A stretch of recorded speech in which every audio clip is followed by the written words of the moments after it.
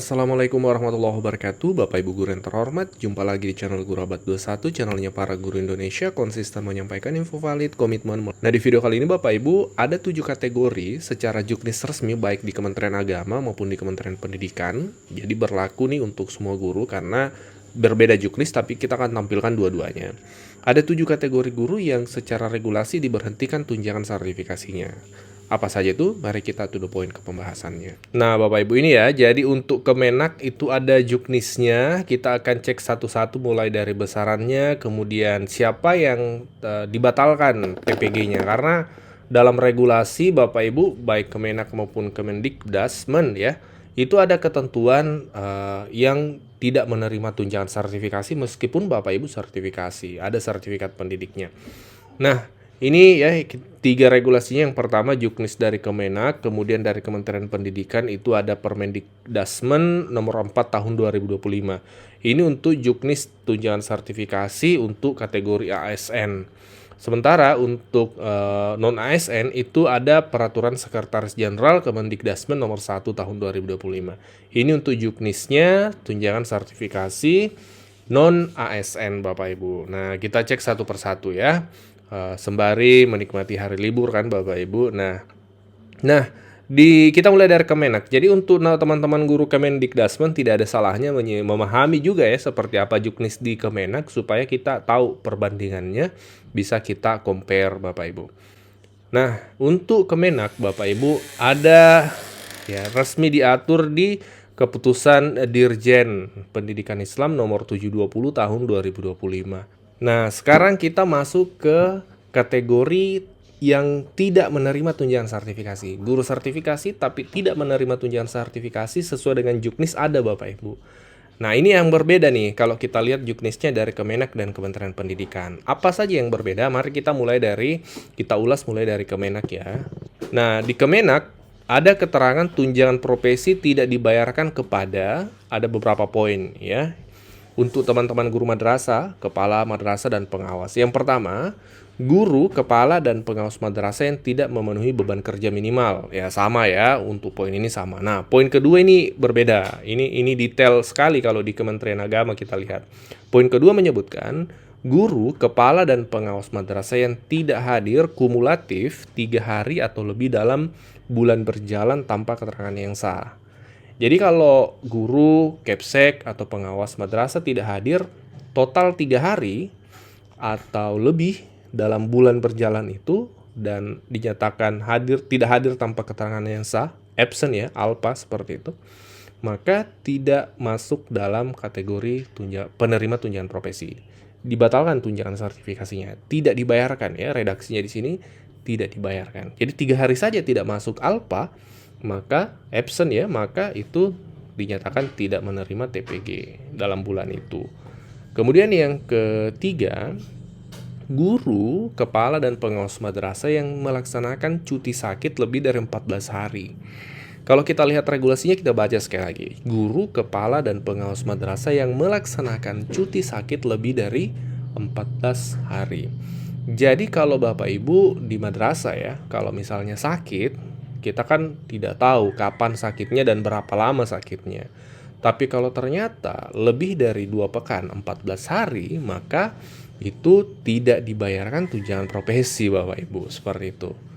Nah, kemudian yang keempat ya, kita lihat guru, kepala dan pengawas madrasah yang melaksanakan cuti alasan penting lebih dari 6 hari. Nah, Bapak Ibu, kalau Bapak Ibu ada keperluan penting, misalnya menghadiri wisuda anak atau keluarga menikah, itu kan bisa Bapak Ibu cuti, namanya cuti alasan penting. Nah, itu maksimal 6 hari. Lebih dari 6 hari maka tunjangan profesi tidak dibayarkan. Kalau cuti mendampingi istri melahirkan seperti itu, hal-hal yang penting seperti itu mendesak, nah itu bisa lebih maksimal 6 hari saja. Lebih dari 6 hari tidak dibayarkan tunjangan sertifikasinya. Yang kelima, guru, kepala dan pengawas madrasah yang melaksanakan cuti di luar tanggungan negara. Kemudian yang keenam, guru, kepala dan pengawas madrasah yang melaksanakan ibadah haji atau umroh dengan biaya sendiri tanpa menggunakan hak cuti atau cuti besar. Jadi kalau Bapak Ibu di guru madrasah berangkat umroh atau haji itu tetap dibayarkan tunjangan sertifikasinya asalkan menggunakan hak cuti, ya. Menggunakan hak cuti yaitu cuti besar itu tetap disalurkan. Karena keterangannya di sini tidak dibayarkan kalau ya tanpa menggunakan hak cuti. Jadi kalau ada hak cutinya tetap bisa dibayarkan.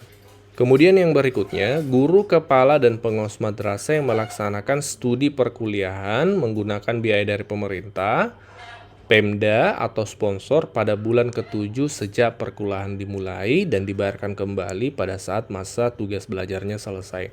Jadi kalau Bapak Ibu lulus beasiswa nih, guru madrasah misalnya lulus beasiswa, itu tetap dibayarkan tunjangan profesinya sampai bulan ke-6.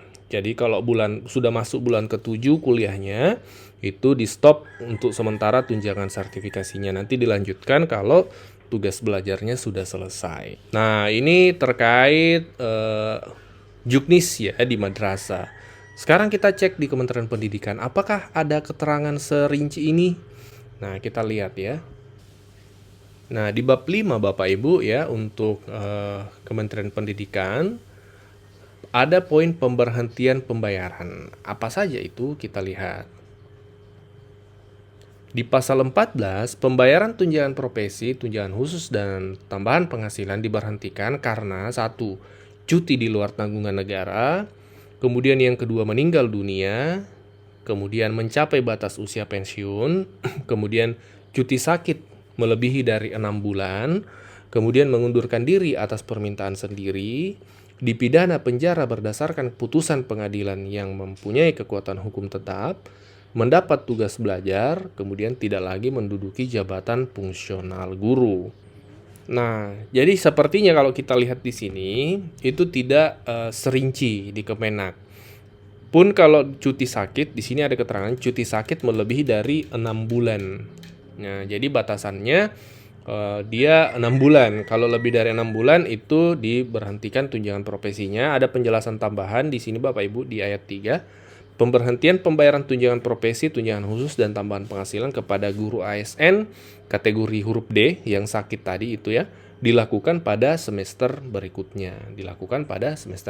Jadi satu SKTP dia tetap masih dapat 2 triwulan ya. Bagaimana dengan non-ASN? Kita lihat di non-ASN, kategori untuk non-ASN terkait pemberhentian tunjangannya.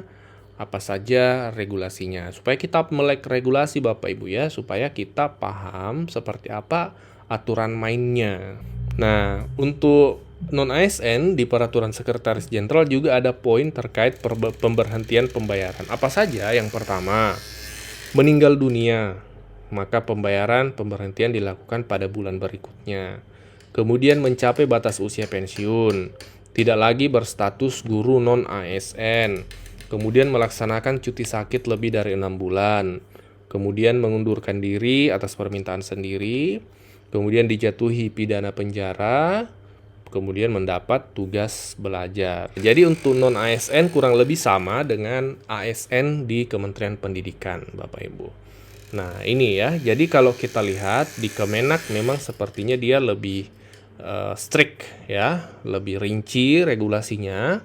Bahkan ada ketentuan berapa hari dan seterusnya. Kalau di Kementerian Pendidikan, kalau secara juknis ini yang dua juknis ini kita tampilkan, itu tidak serinci di Kemenak, Bapak Ibu. Tapi secara besaran sama.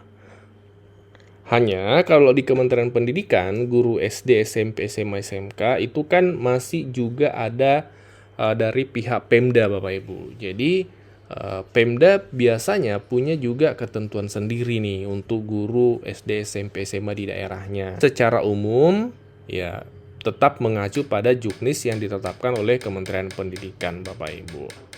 Nah, ini Bapak Ibu silakan dikoreksi jika ada yang keliru, ditambahkan jika ada yang kurang. Ini sebagai pemantik diskusi kita, Bapak Ibu ya. Terkait literasi. Jadi kita mengisi terkait regulasi. Jadi kita mengisi hari libur kita dengan melek literasi terkait juknis TPG baik Kemenak maupun Kemendikdasmen. Terima kasih, semoga bermanfaat. Assalamualaikum warahmatullahi wabarakatuh.